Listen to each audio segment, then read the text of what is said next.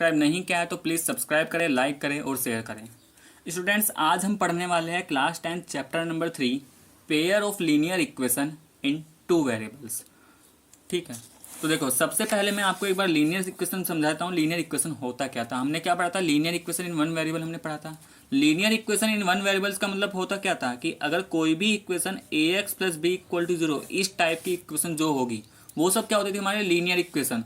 और one variable का मतलब क्या है कि इस पूरे इक्वेशन में केवल एक ही वेरिएबल आएगा। तो यहाँ पे वेरिएबल क्या है? x। और यहाँ पे a एंड b क्या होते थे? हमारे रियल नंबर्स होंगे। a एंड b क्या होंगे? Real numbers. और a हमारा क्या नहीं होना चाहिए? ज़ीरो। यानी कि अगर मैं एग्जाम्पल की बात करूँ, जैसे 2x प्लस 3 इक्वल टू 0, ये क्या है? एक लीनियर इक्वेशन है वन वेरिएबल में। ऐसे ही y माइनस 6, ये भी क्या है? Linear equation in one variable. या फिर 2x इक्वल टू 0, तो ये सब हमारे क्या है? Linear equation in one variable. अब आता है इसमें linear equation in two variable, क्योंकि यहाँ पे जो हमें पढ़ना है वो हमें पढ़ना है linear equation in two variables. तो linear equation in two variables क्या होगा? ये सब भी हमने 9th क्लास में पढ़ा था कि linear equation in two variables क्या होता है। लीनियर इक्वेशन टू वेरिएबल्स का मतलब क्या होगा कि कोई भी इक्वेशन जो इस टाइप की होगी ax plus b y plus c equal to 0। अगर कोई भी इक्वेशन इस टाइप की है तो वो सब क्या होंगे? Linear equation in two variable. क्योंकि टू वेरिएबल का मतलब क्या है कि यहाँ पे दो वेरिएबल आ रहे हैं हमारे पास, x एंड y। और यहाँ पे जो a b c ये सब क्या होते थे? कॉन्स्टेंट, यानी कि ये सब क्या होंगे? Real numbers. ठीक है। और दूसरी कंडीशन ये थी कि a and b are not both zero. Not both zero, इसका मतलब ये है कि a एंड b एक साथ ज़ीरो नहीं होने चाहिए। ठीक है, a एंड b एक साथ ज़ीरो नहीं होने चाहिए। या फिर हम इसको इस वाली कंडीशन को एक तरह से ऐसे भी रिप्रेजेंट कर सकते हैं कि a square plus B square का सम क्या नहीं आना चाहिए? ज़ीरो नहीं होना चाहिए। तो ये इसके लिए कंडीशन है, ये सेटिस्फाई होनी जरूरी है। क्योंकि ये ज़ीरो तभी आ सकता है जब a एंड b दोनों एक साथ ज़ीरो हो। तो ये हो सकता है कि a ज़ीरो हो जाए तो b ज़ीरो नहीं होना चाहिए, या फिर अगर b ज़ीरो हो जाए तो फिर a को ज़ीरो नहीं होना चाहिए। कहने का मतलब है दोनों एक साथ ज़ीरो नहीं हो। ठीक है, तो ये था linear equation in two variable. For example 2x plus 3y minus 6, ये क्या है? एक linear equation in two variables है। ठीक है, नेक्स्ट आता है, अब यहाँ पे देखो हमें पढ़ना क्या है? यहाँ पे हमें पढ़ना है pair of linear equation in two variables. कि हमें लीनियर इक्वेशन टू वेरिएबल्स पढ़ना है, लेकिन पेयर पेयर से मतलब क्या है कि जोड़ा, कि हमें दो इक्वेशन को एक साथ यहाँ पे पढ़ना है। कि अगर हमें दो इक्वेशन दे दी जाएगी लीनियर इक्वेशन, और उन इक्वेशन को हमें क्या करना है? सोल्व करना है। तो अब यहाँ पे पढ़ेंगे pair of linear equation in two variables. देखो यहाँ पे जनरल फॉर्म क्या होगा कि अगर हमें दो इक्वेशन दे रखी है a1x plus b1y plus c1 equal to 0, और सेकंड इक्वेशन है a2x plus b2y plus c2 equal to 0। देखो ये इक्वेशन क्या है? ये एक लीनियर इक्वेशन है, और ये क्या है? ये एक दूसरी लीनियर इक्वेशन है। तो इन दोनों को जब हम एक साथ स्टडी करेंगे तब ये कहलाएगा pair of linear equation in two variables. Suppose करो मैं यहाँ पे एग्जाम्पल लेके चलूँ, 2x प्लस 3y माइनस 4, एक इक्वेशन ये हो गई हमारे पास, और x प्लस 2y प्लस 6, एक इक्वेशन ये हो गई। तो ये है हमारा pair of linear equation in two variables. अब यहाँ पे कंडीशन क्या होनी चाहिए इनके लिए कि यहाँ पे जो ये a1 b1 c1 a2 b2 c2, ये सब क्या होंगे हमारे? ये सब तो हमारे क्या होंगे? रियल नंबर्स होंगे। ठीक है, दूसरा कंडीशन, a1 का स्क्वायर और b1 का स्क्वायर क्या नहीं होना चाहिए? ज़ीरो नहीं होना चाहिए। बताया था वहाँ पे A square plus B square not equal to 0। अब इस वाली इक्वेशन में एक्स और वाई का कोफिशिएंट क्या है? a1 b1, तो यहाँ पे कंडीशन क्या बनेगी? a1 square plus b1 square not equal to 0। ऐसे ही इसके लिए कंडीशन क्या बनेगी? a2 square plus b2 square not equal to 0। तो ये कंडीशन भी साथ के साथ सेटिस्फाई हमारी होगी, तभी ये क्या हो जाएगा? क्या होगी हमारी? Pair of linear equation in two variables. अब ये तो हमने पढ़ लिया pair of linear equation two variable. अब इसका जियोमेट्रिकल मीनिंग क्या होगा? देखो जियोमेट्रिकल मीनिंग क्या से मतलब क्या है? हमने पढ़ा था कि अगर हमारे पास लीनियर इक्वेशन दे रखे है, लीनियर इक्वेशन का जो ग्राफ आता है, लीनियर इक्वेशन का ग्राफ कैसा आता है? एक स्ट्रेट लाइन आता है। कैसा आएगा इसका ग्राफ? Straight line. तो अगर मैं इन दोनों इक्वेशन का एक साथ ग्राफ प्लॉट करूं तो वहां पे ग्राफ किस किस तरीके से आएगा? तो उसके लिए देखो तीन ही पॉसिबिलिटीज है। इनका जो ग्राफ बनेगा उसके लिए तीन ही पॉसिबिलिटीज है। पहला तो क्या कि हमें पता है हमें दो स्ट्रेट लाइन मिलने वाली है, क्योंकि हमारे पास दो इक्वेशन है तो दो क्या मिलेगी? Straight line. अब जब भी दो स्ट्रेट लाइन ड्रॉ करोगे तो केवल तीन पॉसिबिलिटीज है कि या तो एक दूसरे को इंटरसेक्ट कर जाए ऐसे, एक पॉसिबिलिटी से ये है, या फिर ये हो सकता है कि दोनों एक दूसरे के क्या हो जाए, पैरेलल हो जाए, ठीक है। और तीसरी कंडीशन ये हो सकती है कि दोनों ही जो लाइन है एक दूसरे के ऊपर क्या हो जाए, कोइंसिडेंट हो जाए, ठीक है। तो ये था इसका ज्योमेट्रिकल मीनिंग। तो यहाँ पे एनसीईआरटी में दे रखा है कि देखो, only one of the following three possibilities can happen, कि जब हम इन लीनियर इक्वेशन का ग्राफ प्लॉट करेंगे, उन दोनों इक्वेशन को एक साथ प्लॉट करेंगे, तो केवल तीन पॉसिबिलिटीज हो सकती है। पहला, the two lines will intersect at one point, कि दोनों लाइन्स केवल एक ही पॉइंट पे इंटरसेक्ट करेंगी, ठीक है। जैसे इस फिगर में हमें दे रखा है, दोनों लाइन्स क्या कर रही है, एक पॉइंट पे इंटरसेक्ट कर रही है यहाँ पे, ठीक है। सेकंड पॉसिबिलिटीज ये बोल रहा है कि two lines will not intersect, कि दोनों लाइन कभी भी इंटरसेक्ट नहीं करेगी। इंटरसेक्ट नहीं करेगी इसका मतलब क्या होगा, दे आर पैरेलल। तो ऐसे है, मतलब दोनों ग्राफ हमें इस तरीके से मिल सकते हैं। और तीसरा कंडीशन ये है कि two lines will be coincident, कि दोनों लाइन्स एक दूसरे के ऊपर क्या करेंगी, ओवरलैप कर जाएगी, कोइंसिडेंट हो जाएगी इस तरीके से, ठीक है। तो हमें जो ग्राफ मिलने वाला है लीनियर इक्वेशन टू वेरिएबल्स का, केवल यही तीन पॉसिबिलिटीज हमें वहाँ पे दिखाई देंगी। अब ग्राफ की हेल्प से कैसे सॉल्यूशन फाइंड करेंगे, ये सब तो हम आगे जाके पढ़ेंगे नेक्स्ट एक्सरसाइज में। फिलहाल यहाँ पे हम पढ़ने वाले हैं कि अगर हमें वर्ड प्रॉब्लम दे रखी है तो उससे हम कैसे लीनियर इक्वेशन बनाएं और लीनियर इक्वेशन को कैसे ग्राफ पे प्लॉट करेंगे। तो इसके लिए हम पढ़ते हैं सबसे पहले example number 2। Example 2, Romila went to a stationery shop and purchase 2 pencil and 3 eraser for ₹9। देखो इसमें बोल क्या रहा है कि रोमिला एक स्टेशनरी शॉप पे गई और वहाँ पे जाके उसने 2 पेंसिल खरीदी और 3 इरेजर खरीदे, और उन दोनों उनका जो टोटल कॉस्ट बना, टोटल कॉस्ट कितना आया, ₹9 आया, ठीक है। फिर बोल रहा है हर friend Sonali so the new variety of pencil and eraser with Romila. उसकी जो फ्रेंड थी सोनाली, उसने रोमिला के पास ये एक न्यू वैरायटी देखी थी पेंसिल और इरेजर की। तो उसने भी क्या किया कि उसी वैरायटी की जो रोमिला ने खरीदी थी, उसी वैरायटी की उसने 4 पेंसिल खरीदी और इरेजर उसने 6 लिए। तो उन सब का जो टोटल प्राइस बना वो कितना बना, 18। तो represent this situation algebraically and graphically. तो हमें इस सिचुएशन को एल्जेब्रिकली और ग्राफिकली दोनों तरीके से रिप्रेजेंट करना है। तो देखो सबसे पहले यहाँ पे हमारा जो बात हो रही है वो इरेजर और पेंसिल की बात हो रही है, ठीक है। तो हम क्या करेंगे, सबसे पहले लेट कर लेते हैं, लेट कॉस्ट ऑफ 1 पेंसिल, मान लेते हैं एक पेंसिल की कॉस्ट क्या है, ₹X, ठीक है। एंड कॉस्ट ऑफ 1 इरेजर, और एक इरेजर की कॉस्ट क्या है, ₹Y, ठीक। अब देखो रोमिला ने क्या किया, रोमिला ने कितनी पेंसिल खरीदी थी, 2 पेंसिल खरीदी, और इरेजर कितने खरीदे, 3। देखो अगर एक पेंसिल का कॉस्ट ₹X है तो 2 पेंसिल का क्या करेंगे, हम उस 1 पेंसिल की जो कॉस्ट है उससे मल्टीप्लाई कर देंगे। तो अगर एक पेंसिल का कॉस्ट ₹X है तो 2 पेंसिल का 2 × X होगा, इसका 2 पेंसिल का कॉस्ट कितना हो गया, 2X। ऐसे ही अगर एक इरेजर का कॉस्ट ₹Y है तो 3 इरेजर का क्या होगा, हम 3 की मल्टीप्लाई कर देंगे किससे, Y। तो 3 इरेजर का कॉस्ट कितना आएगा, 3Y। अब इन दोनों का टोटल कॉस्ट कितना बना था, तो टोटल कॉस्ट हमें दे रखा था कि इस कितना बना था, ये 9। इसका मतलब पहली इक्वेशन आ गई, ये हमारी पहली लीनियर इक्वेशन हो गई, ठीक है। ऐसे ही अगर हम बात करें सोनाली के लिए, तो देखो सोनाली ने क्या किया था, सोनाली ने 4 पेंसिल ली थी और इरेजर कितने लिए थे, 6। तो अगर सोनाली के लिए हम लीनियर इक्वेशन बनाए तो कैसे बनेगा, देखो 4 पेंसिल का कॉस्ट कितना हो जाएगा, 4 × X, प्लस 6 इरेजर का कॉस्ट कितना हो जाएगा, 6 × Y, और टोटल कॉस्ट कितना पड़ा था सोनाली को, ये पड़ा था ₹18। तो यहाँ से ये क्या आ गया, यहाँ से ये इसको हमें दूसरी इक्वेशन मिल गई। तो ये तो हमारा क्या हो गया, ये तो हमने एल्जेब्रिकली से रिप्रेजेंट कर दिया है इक्वेशन को। बस हमें क्या करना है, अब यहाँ से अगर हमें एक पेंसिल का कॉस्ट निकालना है या एक इरेजर का कॉस्ट निकालना है तो दोनों इक्वेशन को हम क्या कर लेंगे, सोल्व कर लेंगे। तो सोल्व कैसे करते हैं वो तो हम बाद में जाके सीखेंगे, अभी तो केवल हमें क्या करना है कि वर्ड प्रॉब्लम को कैसे हम उसे एल्जेब्रिकली रिप्रेजेंट करेंगे या ग्राफिकली कैसे रिप्रेजेंट करते हैं, अभी सिर्फ वो सीखना है। तो ये था इसका एल्जेब्रिक रिप्रेजेंटेशन, ठीक है। यानी कि हमने इक्वेशन की फॉर्म में उसे क्या कर दिया, रिप्रेजेंट कर दिया उस कंडीशन को जो इस क्वेश्चन में गिवन था, उन सभी कंडीशन को हमने क्या किया, इक्वेशन की फॉर्म में इन्हें दिखा दिया है। अब ग्राफिकल रिप्रेजेंटेशन के लिए क्या करेंगे, तो ग्राफिकल के लिए क्या करना पड़ेगा, हमें इन दोनों इक्वेशन का क्या करना है, ग्राफ प्लॉट करना है। अब ग्राफ प्लॉट कैसे करते हैं ये हमने पढ़ा था क्लास 9th में कि किसी भी लीनियर इक्वेशन का ग्राफ बनाने के लिए मिनिमम कितने पॉइंट चाहिए होंगे, 2 पॉइंट चाहिए होते थे, मिनिमम 2 पॉइंट चाहिए अगर किसी भी इक्वेशन को प्लॉट करना है। तो सबसे पहले यहाँ पे हम इक्वेशन लेते हैं 2x plus 3y equal to 9। तो देखो 2x plus 3y equal to 9, इस वाली इक्वेशन के लिए हम 2 पॉइंट फाइंड करते हैं।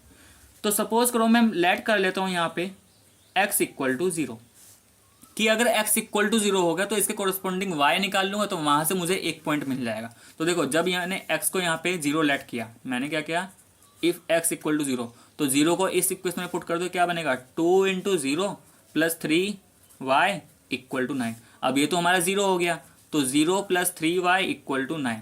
तो यहाँ से y क्या बना, ये तो 0 हो गया ना, ये 3 कहाँ चला जाएगा 9 के डिवाइड में, तो यहाँ से y कितना आ गया 3। इसका मतलब पहला पॉइंट हमें क्या मिल गया 0,3। हमें x कोऑर्डिनेट को पहले लिखना है, y को बाद में। तो मान लेते हैं ये हमारा फर्स्ट कोऑर्डिनेट आ गया, इसका नाम देते हैं हमें a, तो हमें इसका 1 पॉइंट मिल गया। ऐसे ही हमें इसके लिए दूसरा पॉइंट भी फाइंड करना है। अब सेकंड पॉइंट के लिए क्या करेंगे, सपोज करो अब यहाँ पे हम क्या लेट कर लेते हैं, यहाँ पे हम y को 1 लेट कर लेंगे। हम यहाँ से कुछ भी लेट कर सकते हैं, y को 1 लेट कर लीजिए।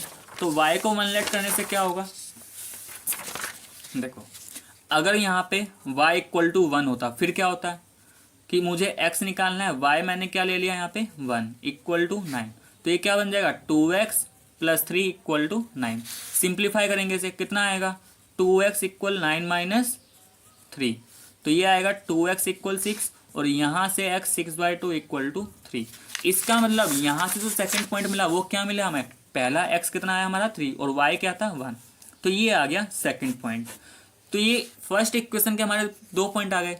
ऐसी जो सेकंड इक्वेशन हमारी क्या बनी थी, second equation 4x plus 6y equal to 18। तो यहाँ पे भी हम इस इक्वेशन के लिए क्या करने हैं, 2 पॉइंट फाइंड करने हैं। तो सपोज करो मैंने यहाँ पे सबसे पहले x को 0 लेट कर लेता हूँ। तो x को 0 लेट करने से क्या होगा 4 इंटू 0 प्लस 6y इक्वल 80। अब ये तो हमारा 0 बन गया, तो ये क्या बचा 6y इक्वल 18। तो यहाँ से y आ जाएगा 18/6, कितना हो गया 3। तो y कितना आ गया 3।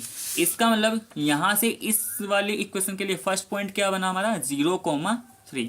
अब इसका भी कुछ नाम दे देते हैं, मान लीजिए लेते हैं ये P है हमारा पॉइंट P। अब इसके लिए 1 पॉइंट और फाइंड करना है।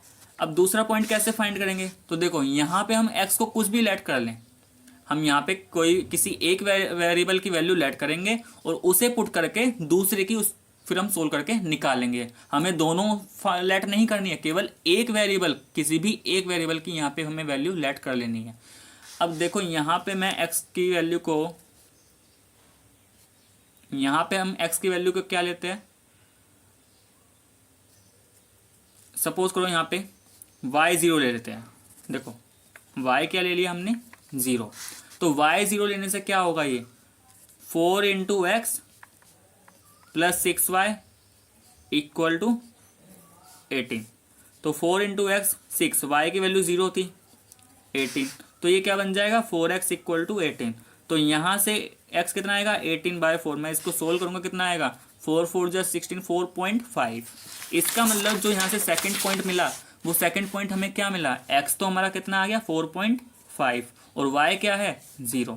तो ये इस इक्वेशन का क्या मिल गया सेकंड पॉइंट। तो ये आ गया हमारा, मान लेते हैं इसे Q पॉइंट। अब देखो अब हमें यहाँ पे इन दोनों इक्वेशन का ग्राफ प्लॉट करना है। तो ग्राफ प्लॉट कैसे करते थे, हमने यहाँ पे 2 एक्सिस ले लिए, x एक्सिस और y एक्सिस। तो ये तो हो गया हमारा x एक्सिस, ठीक है, और ये हो जाएगा हमारा y एक्सिस। अब यहाँ पे क्या होगा, सपोज करो ये हमारा पॉइंट 1 है, ये 2 हो गया, ये 3 हो गया, ये 4 हो गया, ये 5 हो गया। ऐसे ही इधर क्या हो जाएगा -1 -2, ये हो जाएगा ऊपर पॉजिटिव होगा y, तो 1 2 3 4 5, और नीचे y क्या होता है नेगेटिव -1 -2। तो देखो सबसे पहले मैं फर्स्ट इक्वेशन क्या थी हमारी 2x plus 3y equal to 9, इसका ग्राफ प्लॉट करता हूँ। तो इसके लिए पहला पॉइंट क्या आया था 0,3। तो यहाँ पे 0,3, ये 0,3 कहाँ पे आएगा, देखो इसका मतलब x0 तो यहाँ पे होगा और y3 कहाँ पे आएगा, ये तो फर्स्ट पॉइंट मुझे मिल गया, ये पॉइंट है मेरा a, यानी कि 0,3, ठीक है। सेकेंड पॉइंट क्या आया था फर्स्ट इक्वेशन का 3,1। तो ये 3,1 कहाँ आएगा, इसका मतलब x तो 3 ये रहा और y1 कहाँ होगा यहाँ पे, तो ये पॉइंट आ गया मेरा b। अब इन दोनों पॉइंट को क्या करूँगा मैं, ज्वाइन कर दूंगा। तो देखो इन दोनों पॉइंट को ज्वाइन करेंगे तो मुझे क्या मिल जाएगा, जो फर्स्ट इक्वेशन है उसका ग्राफ मिल जाएगा। तो ये जो ग्राफ आया ये किसका आया, ये आया हमारा 2x प्लस 3y, ये आया किसका 2x plus 3y equal to 9। ठीक है, ऐसी सेकंड इक्वेशन क्या थी, अब देखो सेकंड इक्वेशन था हमारा 4x प्लस 6y इक्वल 18। इसके लिए भी 2 पॉइंट फाइंड करे थे हमने, p 0,3 था और q 4.5,0। तो 0,3 तो कहाँ पे आ जाएगा, देखो 0 ये रहा, 3 का मतलब क्या है कि y हमारा 3, तो 0,3 तो वही हो जाएगा। तो ये पॉइंट तो दोनों के लिए सेम आ गया कि यहाँ पे जो p होगा तो p पॉइंट भी क्या होगा हमारा, यही है 0,3। q पॉइंट क्या आया था हमारा 4.5,0, यानी कि x 4.5। अब देखो x 4.5 कहाँ आएगा, x 4.5 यहाँ पे आ रहा है। ठीक है, x 4.5 यहाँ पे आ रहा है ये, तो ये है हमारा q 4.5,0। तो देख रहे हो यहाँ पे जो दूसरी इक्वेशन है, इसका दूसरी इक्वेशन का p पॉइंट ये था, q पॉइंट ये था, तो ये तो वही इक्वेशन है ना जो हमारी पहली आई थी। इसका मतलब दोनों इक्वेशन ही क्या कर गई, ओवरलैप कर गई, एक दूसरे के कोइंसिडेंट कर गई। तो दूसरी इक्वेशन का ग्राफ भी क्या होगा, यही होगा 4x प्लस 6y इक्वल 18। तो ये था इसका ग्राफिकल रिप्रेजेंटेशन। तो यही चीज समझाया था कि इसके ग्राफिकल रिप्रेजेंटेशन में 3 ही पॉसिबिलिटीज होंगी कि या तो दोनों इक्वेशन का ग्राफ कैसा आएगा, इंटरसेक्टिंग होगा, कि या तो दोनों इक्वेशन को एक दूसरे को इंटरसेक्ट करेंगी, या फिर दोनों इक्वेशन क्या आएगी एक दूसरे के पैरेलल आएगी, या दोनों का ग्राफ क्या आएगा, कोइंसिडेंट लाइन। तो इस वाले केस में इन दोनों का ग्राफ कैसा आया, कोइंसिडेंट लाइन, एक दूसरे के ओवरलैप कर गई ना, तो इसमें आया कोइंसिडेंट लाइन। नेक्स्ट आता है एग्जाम्पल 3 NCERT। अब देखो एग्जाम्पल 3 में क्या है, 2 rails are represented by the equation this and this. देखो यहाँ पे हमें इक्वेशन गिवन है, रिप्रेजेंट दिस सिचुएशन ज्योमेट्रिकली, यानी कि उसका एल्जेब्रिक रिप्रेजेंटेशन तो हमें सिर्फ गिवन है, हमें उसका ज्योमेट्रिकल रिप्रेजेंटेशन करना है। ठीक है, तो ज्योमेट्रिकल रिप्रेजेंटेशन करने के लिए सबसे पहले तो यही है कि हर एक इक्वेशन के लिए हमें 2-2 पॉइंट्स फाइंड करने हैं, फिर उन पॉइंट्स को ग्राफ पेपर पर प्लॉट करना है, और फिर वहां से हमें उसका क्या मिल जाएगा, ज्योमेट्रिकल रिप्रेजेंटेशन मिल जाएगा। तो 2 इक्वेशन यहाँ पे क्या है, सबसे पहले इक्वेशन हम लेके चलते हैं यहाँ पे x प्लस 2y माइनस 4। तो सबसे पहले मैं इस इक्वेशन के लिए 2 पॉइंट फाइंड करता हूँ। तो देखो यहाँ पे मैं किसी एक वेरिएबल की वैल्यू लेट कर लिया, मैंने लेट कर लिया x इक्वल टू 0। तो ये क्या होगा 0 plus 2 into y minus 4 equal to 0। यहाँ से मिल जाएगा 2y इक्वल टू 4, तो y कितना आ जाएगा 4/2 इक्वल 2। इसका मतलब पहला पॉइंट तो क्या आ गया हमारा 0,2। तो मान लेते हैं ये पॉइंट है हमारा एक और पॉइंट फाइंड करना है इसके लिए, तो इस बार लेट कर लेता हूँ मैं y इक्वल टू 0। ध्यान रखना केवल हमें एक वेरिएबल की वैल्यू लेट करनी है, एक की हम लेट करेंगे और जो भी हमने लेट किया है उसको हम इक्वेशन में डाल के दूसरे की फिर वहां से सोल्व करके निकाल लेंगे। ठीक है, तो ये क्या हो जाएगा x प्लस 2, वाई को हमने 0 लेट किया, 0 पुट कर दिया यहाँ पे, माइनस 4 इक्वल टू 0। तो देखो ये क्या बन जाएगा x plus 2 into 0 0 minus 4। Simplify करेंगे, यहाँ से x क्या मिल गया 4। इसका मतलब इसका जो सेकंड पॉइंट उसको b नाम दे देते हैं, x कितना आया 4, y कितना है 0। तो इस वाले इक्वेशन के लिए हमें 2 पॉइंट मिल गए, a 0,2 एंड b 4,0। अब नेक्स्ट इक्वेशन इसमें दे रखी है 2x plus 4y minus 12, 2x plus 4y minus 12 equal to 0। ऐसे ही इस इक्वेशन के लिए भी 2 पॉइंट फाइंड करेंगे। तो सबसे पहले मैंने यहाँ पे x को क्या लेट कर लिया, 0 लेट कर लिया। ठीक है, तो ये क्या बन जाएगा 2 into 0 plus 4y minus 12 equal to 0। तो ये बन जाएगा, ये तो 0 हो गया हमारा, यहाँ से आ गया 4y माइनस 12 इक्वल टू 0। तो ये 4y कितना आ गया 12, तो y कितना आ जाएगा यहाँ से 12/4 इक्वल टू 3। इसका मतलब सेकंड इक्वेशन का मान लेते हैं ये पॉइंट क्या है p, तो ये क्या बना हमारा 0,3। अब ऐसे ही इसके लिए हमें एक और पॉइंट फाइंड करना है अभी। तो इस बार हम सपोज करो y को क्या लेट कर लेते हैं 0। ठीक है, जरूरी नहीं सिर्फ हमें 0, हम y को 1 भी लेट कर सकते हैं। यहाँ पे सपोज करो इस बार मैंने y को 1 ले लिया, तो ये क्या बन जाएगा 2 इंटू एक्स प्लस 4, वाई को मैंने 1 लेट कर लिया है, माइनस 12 इक्वल टू 0। अब यहाँ से देखो सिंप्लीफाई करेंगे, 2x प्लस 4 माइनस 12 कितना 0। तो ये हो जाएगा 2x 4 माइनस 12 कितना हो जाएगा माइनस 8।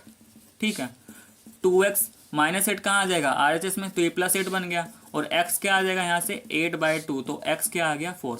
इसका मतलब सेकंड इक्वेशन का मान लेते हैं पॉइंट क्या है Q, तो ये क्या आ गया 4,1। अब हमें क्या करना है, इन चारों पॉइंट को ग्राफ पे प्लॉट करना है और फिर उनको क्या कर देना है, ज्वाइन कर देना, वहां से हमें इन दोनों इक्वेशन का क्या मिल जाएगा, ग्राफिकल रिप्रेजेंटेशन। अब देखो ग्राफ बनाने के लिए क्या करेंगे, सबसे पहले हमने यहाँ पे एक्स एक्सिस और वाई एक्सिस ड्रॉ कर लिया है। अब क्या करना है, यहाँ पे हमें पॉइंट्स का नाम देना है। तो ये तो हमारा ओरिजिन हो गया 0, ये हमने मान लिया 1, ये 2, ये 3, ये 4, ये 5। ऊपर क्या हो जाएगा इधर 1 2 3 4 5। एक्स इधर हमारा क्या होगा, एक्स नेगेटिव होगा तो ये -1 -2 ऐसे ही चलता रहेगा। और वाई ये नीचे क्या होगा, नेगेटिव होगा तो -1 -2। देखो ये जो पॉइंट है ये हमें डिपेंड करेगा कि हमारे पॉइंट क्या आएगा, उनके अकॉर्डिंग हमें यहाँ पे ये कोऑर्डिनेट चूज करने की, हम यहाँ पे 1 1 का डिफरेंस ले या हम 5 5 का डिफरेंस ले या 10 10 का, वो डिपेंड करेगा हमारे पॉइंट क्या आ रहे हैं। ठीक है, तो देखो यहाँ पे जो पॉइंट आए थे, हमें 4 पॉइंट आए थे ना, ए बी और ये थर्ड वाला पी और इधर क्यू 4,1। तो यहाँ पे देखो एक्स मैक्सिमम क्या है, एक्स की वैल्यू मैक्सिमम 4 आ रही है। ठीक है, और वाई की वैल्यू मैक्सिमम क्या आ रही है 3। तो इसका मतलब दोनों पॉजिटिव में है, तो इसलिए हमने उसको ध्यान में रखते हुए सिर्फ 5 5 तक बनाया। सपोज करो यहाँ पे 6 होता है 7 होता है तो हम इसको और आगे जाके एक्सटेंड कर लेते हैं। अब हम सबसे पहले इक्वेशन लेते हैं यहाँ पे x + 2y - 4 = 0। इसके लिए फर्स्ट पॉइंट क्या आया था 0,2 और सेकंड पॉइंट क्या आया था 4,0। तो देखो 0,2 कहाँ पे आएगा, यानी कि x0 तो यहाँ पे हो गया। ठीक है, और y2 तो y2 कहाँ पे हो जाएगा, यहाँ पे। तो ये जो पॉइंट है ये है हमारा 0,2।